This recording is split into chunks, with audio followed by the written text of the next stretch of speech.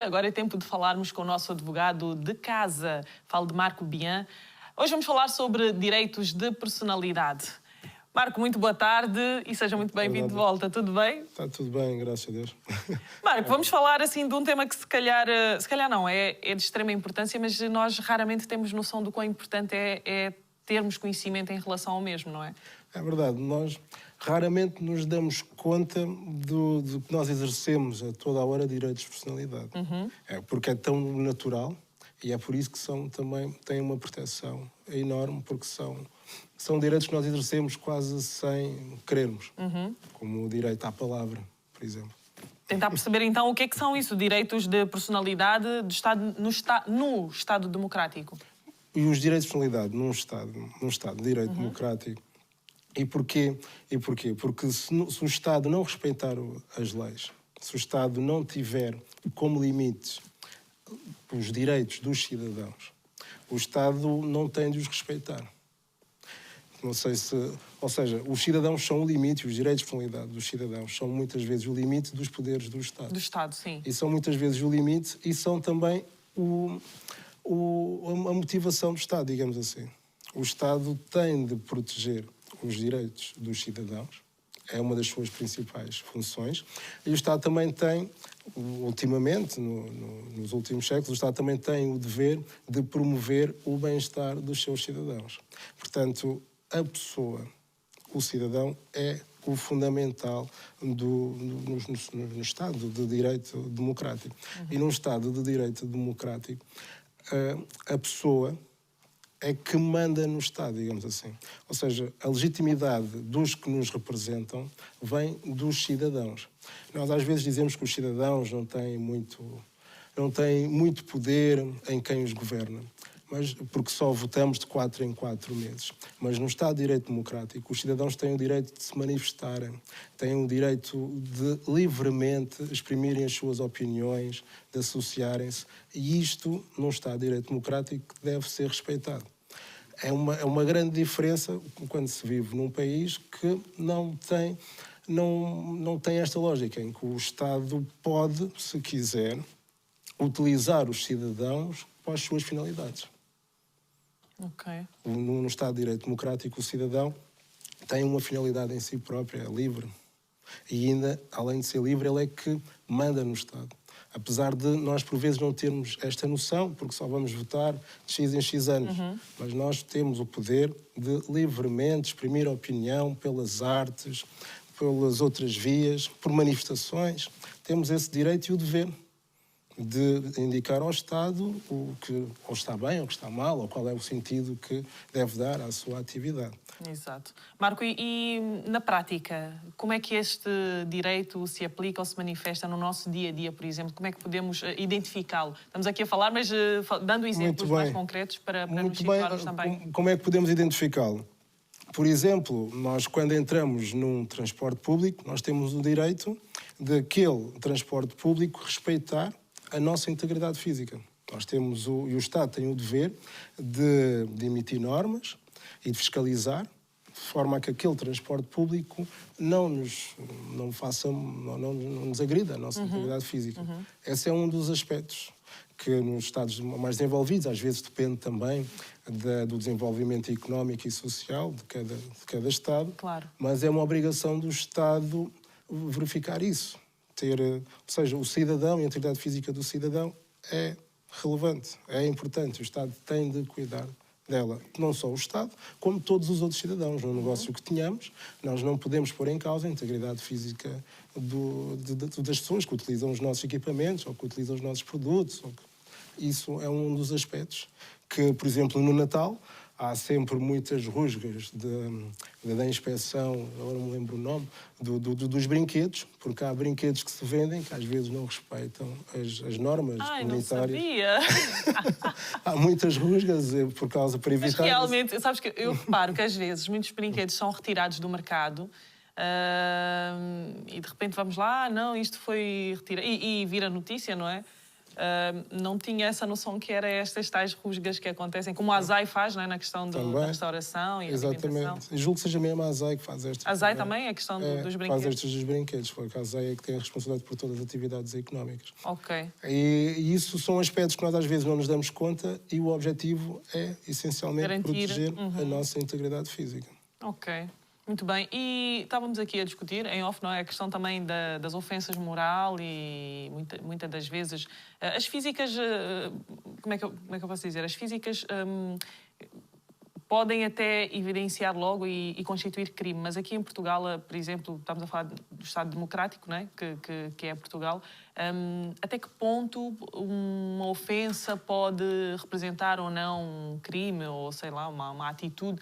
Porque nós muitas das vezes somos abordados e ofendidos, não é? Mas não temos noção que isso pode ou não constituir crime. Como é que identificamos também isso? Como é que identificamos isto? Estás a falar do metro, por exemplo, eu estou no metro, ou pronto, né? Fui abordada de uma forma negativa, que eu até considero que se calhar podia apresentar uma queixa. Até que ponto é que eu posso, ou como é que isso funciona? Muito bem. E a pessoa, se o Estado deve olhar para a pessoa como um fim em si mesmo, e a pessoa deve sentir-se ela própria como um ser livre. Sim. E que não deve estar sujeita, na sua vida social, a comportamentos que entende que a ofendem, que a agridem. O critério aqui será sempre o sentimento da ofensa da pessoa, no respeito às ofensas morais. Ou seja, não há necessariamente um critério genérico, um critério que podemos aplicar a todas as circunstâncias, dizer a partir daqui é uma ofensa moral. Mas nós normalmente sabemos e sentimos quando é que fomos ofendidos. Exatamente, a pessoa sente que foi ofendida moralmente, porque é fácil perceber na sua integridade física, porque entendendo que há uma esfera aqui, uma esfera que nos protege, quando alguém aproxima-se a uma determinada distância, digamos assim, do nosso corpo e chega mesmo a tocar-nos, a agredir-nos, nós sentimos que há uma ofensa e dizemos fomos agredidos aqui e acolá. No respeito à nossa integridade moral, é a mesma coisa. E mais difícil de provar, não é? Às vezes acontece também nós sermos ofendidos fisicamente, apresentarmos queixa, e as entidades que verificam isto, nomeadamente o Ministério Público, eventualmente um tribunal, um juiz, dizem que não, a ofensa física que a pessoa sofreu não justifica um processo criminal. Isso pode acontecer. Exato. Mas a pessoa tem sempre o direito, sentindo-se ofendida, de fazer a queixa. Okay. Ainda que o processo depois, pelas suas vias normais, depois não vá dar uma acusação, nada, pode ser arquivado, mas isso é em todas as circunstâncias. É como o meu marido diz, podes fazer queixa porque o vizinho gritou. A queixa tu podes apresentar sempre, agora se vai darem alguma coisa ou não, isso depois já cabe às entidades competentes. Exatamente, a pessoa precisa, nas ofensas morais, é importante justificar bem, porque a ofensa moral muitas vezes depende de circunstâncias próprias da pessoa. A pessoa pode sentir-se ofendida por um comentário ao seu cabelo. Claro. Como aconteceu na história do Will Smith. Mas nós vamos voltar agora com este cunho racial que também vai-se puxar aqui, é inevitável, não é? Voltamos à nossa conversa, Marco.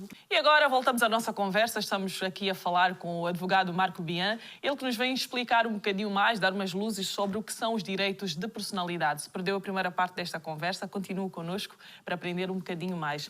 Marco, falávamos então sobre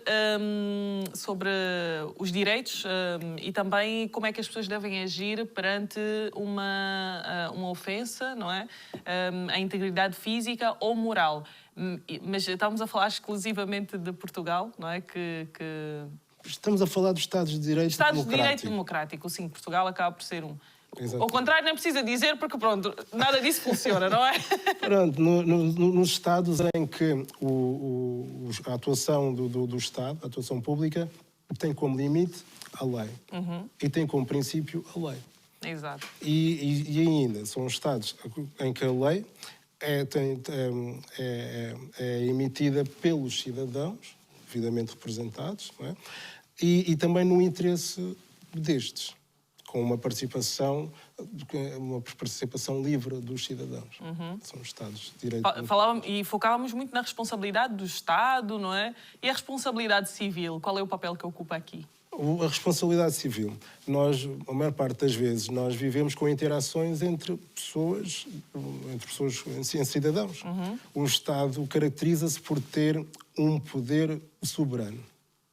E numa atuação com o Estado é diferente. O Estado também pode ofender-nos nos nossos direitos de personalidade e também pode ser chamado a responsabilizar civilmente por ofensas que nos causou.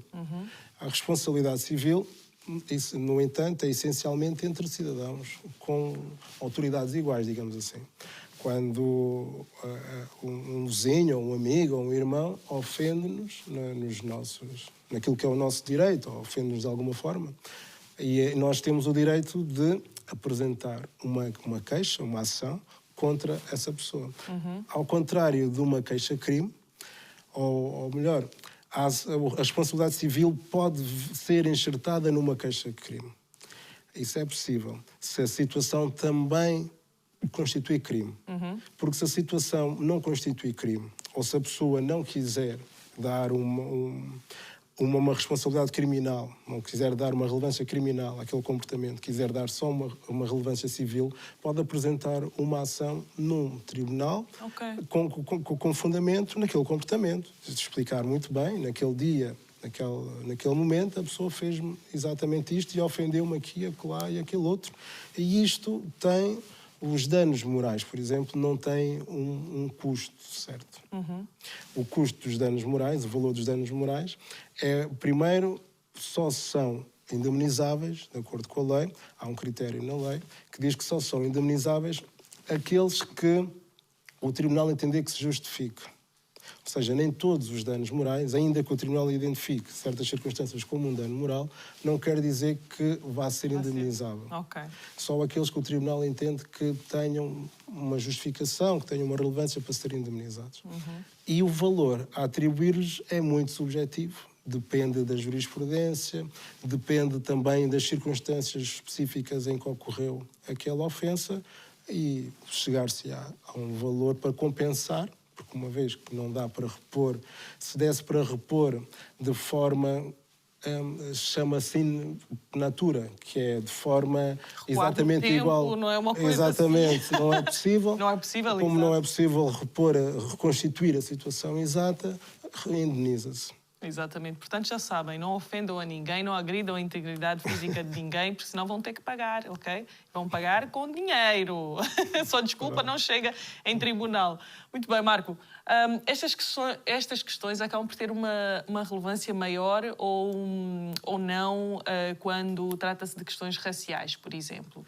Achas que o racismo aqui acaba por ter também um impacto grande na resolução dos problemas? Falaste muito no caso do tribunal também, de que forma é que essas questões são geridas, nomeadamente, por exemplo, dependendo muito do procurador, de quem está a fazer a leitura da situação em causa? Eu coloco a tónica aí, porque, primeiro, a sociedade também, as próprias vítimas, têm de perceber que devem apresentar queixa, devem apresentar ações.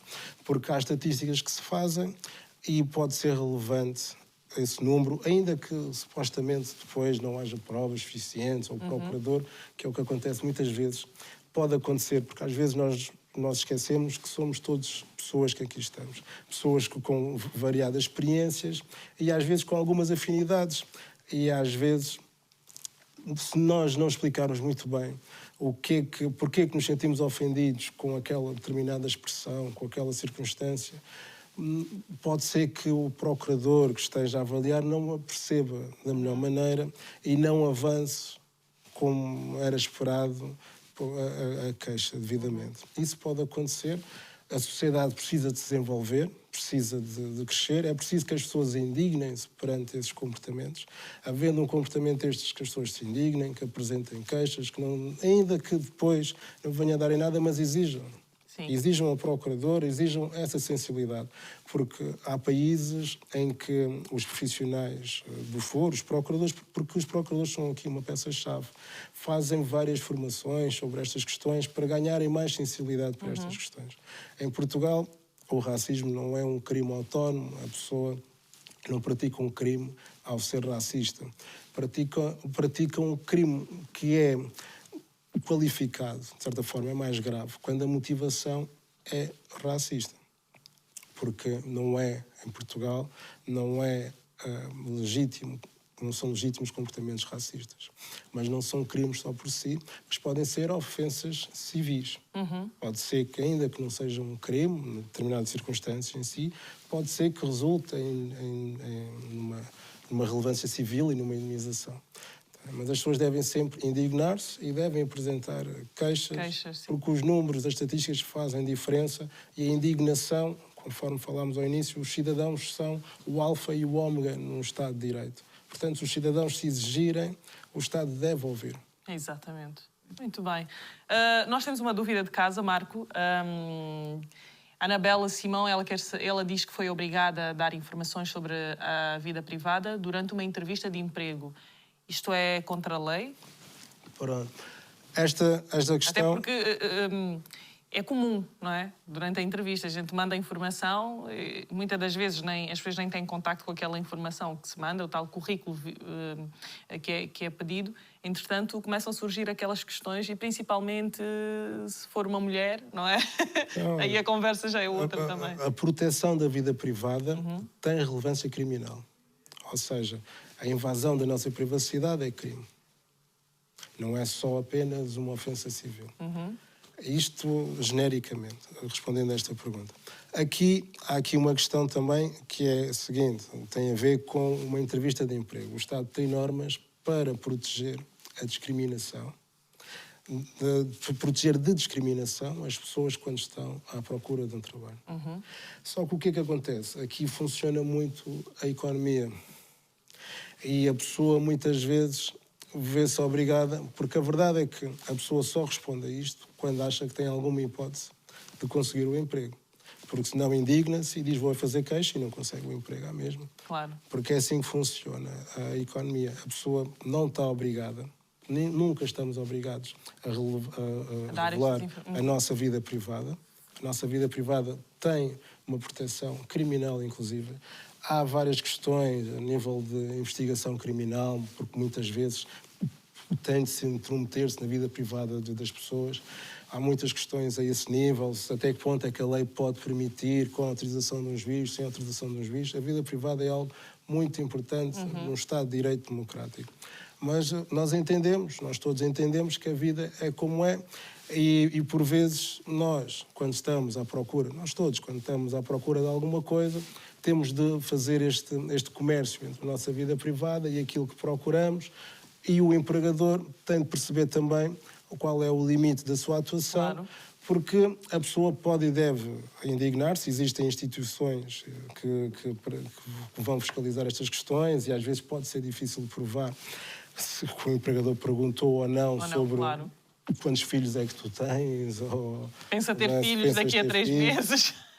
Mas são questões que, infelizmente, ainda são muito comum perguntar. E isto tudo tem que ver com se a sociedade tivesse uma proteção maior para as pessoas. E num Estado de Direito Democrático podemos exigir esta proteção e existe. E na União Europeia fala-se muito sobre estas questões de conciliar a vida privada com o trabalho. E ainda se fala muito de procurar aumentar a natalidade e tudo mais. Mas depois, na vida prática, nós vemos estes percalços, estes empecilhos a estas políticas sociais. Portanto, as pessoas não devem ficar quietas perante isto. Mas também percebo, se tiver quase a obter o trabalho, que é um trabalho que quer, e for só a pergunta e puder responder, a pessoa também não tem de dizer a verdade. Claro. A mentira, não há nenhuma lei contra no caso, se a pessoa disse, se lhe perguntarem se pensa de ter filhos, a pessoa responder que não pensa ter filhos. Claro. Mas depois tenha filhos, porque não fica obrigada, não deixa de ter do direito de ter filhos, nem pode ser despedida porque vai ter filhos. Até porque, naquele momento, a pessoa está sem filhos, não é? Então, eu acho que o que interessa é... E a pessoa não pode ser despedida porque na entrevista disse que não ia ter filhos. E de repente tem filhos. Não pode ser despedida por isso. Ok, já perceberam, não é? Eu acho que conseguimos solucionar aqui a dúvida da Anabela Simão. Muito obrigada por esta questão. Mas também já sabem, se tiverem dúvidas ou dívidas, podem sempre contactar aqui o nosso advogado Marco, que ele terá muito prazer em vos esclarecer qualquer assunto do fórum judicial, né? Ou jurídico. Marco, foi um prazer enorme. Conto contigo mais vezes. Finalmente. Obrigada e até breve.